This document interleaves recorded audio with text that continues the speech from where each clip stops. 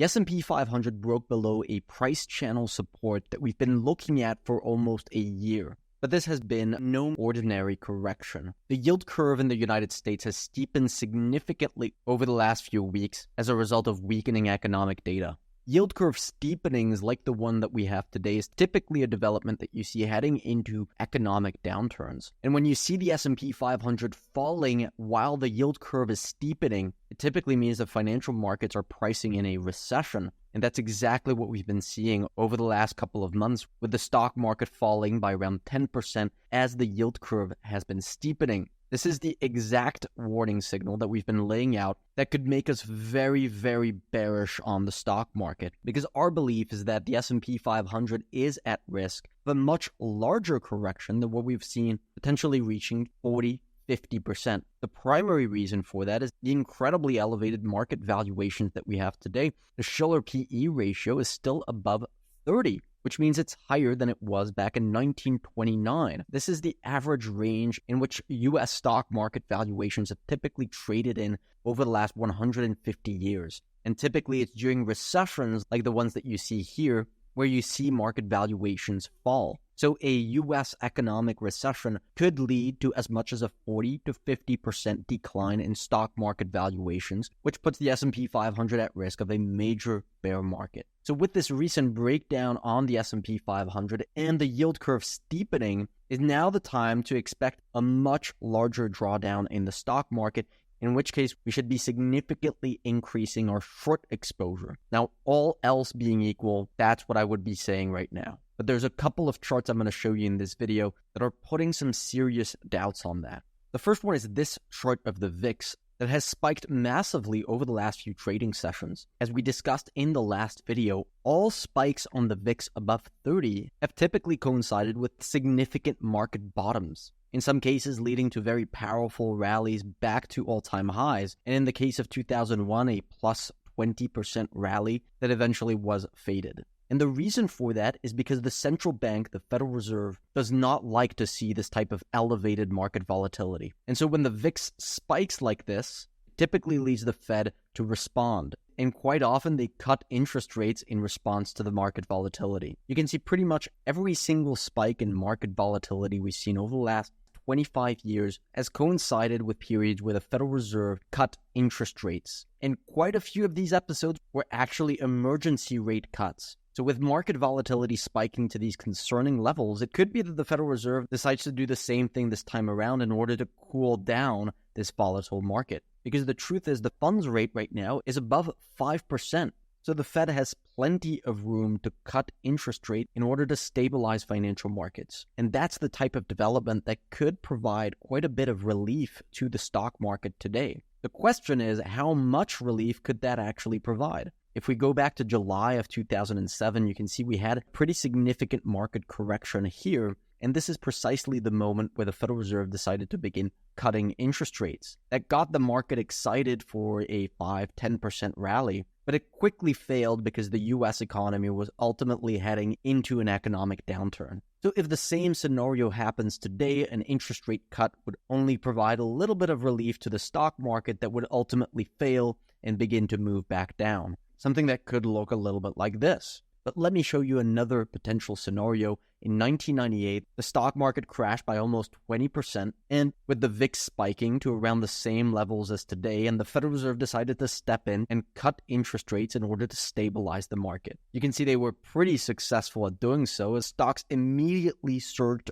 back to all-time highs, completely retracing that correction. If that scenario happens today, it could be that the Federal Reserve stepping in to stabilize the market creates a massive run higher as this large spike in volatility that we've seen recently unwinds, providing the fuel for the market to move back towards all-time highs. It's often when the VIX is coming down from these very elevated levels that you actually see the most powerful stock market rallies. And that's also something that's very peculiar about the correction that we have today, is that the VIX is spiking while the S&P 500 is still in a very strong uptrend.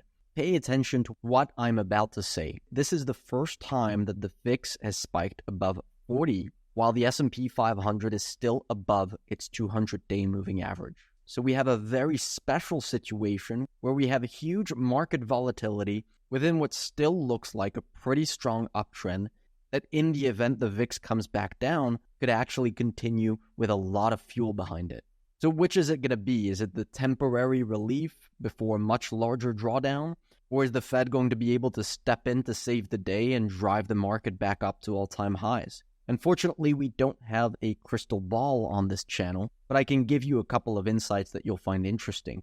Which scenario occurs ultimately depends on when the US recession is going to play out. If it plays out rapidly, the Fed would only provide temporary relief before the market moves much lower. If the recession is still a few months down the line, the Fed stepping in right here could potentially drive the market much past its all-time high once again. Now, based on this chart of the yield curve steepening, it looks like we're going to see a recession happen very quickly, in which case any upside on the stock market is very likely limited. But instead of a steepening, we could also see a temporary cool down in recession expectations. This is what happened, for example, towards the end of 2023 right here, right after the Federal Reserve actually started to talk about rate cuts. It also happened right here at the beginning of 2023, right after the Federal Reserve stepped in to save the regional banking sector from collapsing back in March. Both of these moments mark significant bottoms on the SP 500 that drove the index much higher because a recession was not yet on the horizon. So if the Fed steps in today without a recession being on the horizon again,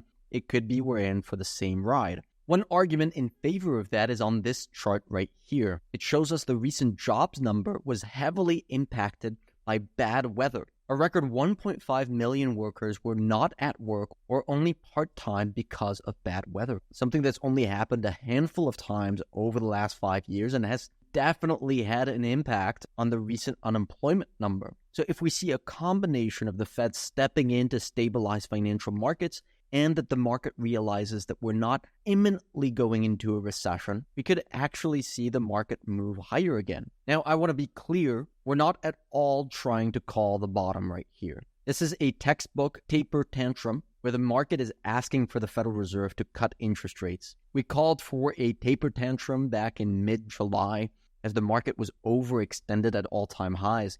We showed our members why a 4% pullback on the market was a very plausible scenario. We just didn't expect a 10% correction to play out. But that's what happens with taper tantrums, is that the market weakness continues until the Fed actually steps in to stabilize the market. And until then, it could be that market volatility remains quite elevated. We still generally have a bullish structure on the market, but we need to see evidence that the market is breaking out of this downtrend. You can see I've drawn a downtrend line right here. If we see the SP 500 break back above this downtrend line, we could then start to get excited about the market making new highs. Until then, we're not at all worried about sitting out on this market. We were able to ride this bull market throughout the end of 2023 and 2024. We removed a lot of these trades throughout the month of July. Now, most of our trades are tilted towards a recession. You can access all of our trades at gameoftrades.net, getting access to our entire investment and trading strategy, especially in these types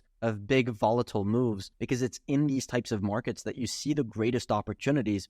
On Monday, the VIX spiked to 55, the highest level since the pandemic. We sent out a buy alert on a short VIX ETF called SVIX, betting that volatility would come back down. A few hours later, the VIX had come back down significantly and we managed to sell for a very rapid 20% profit. We're constantly looking out for these types of opportunities, so make sure to join our community if you're interested in that type of service.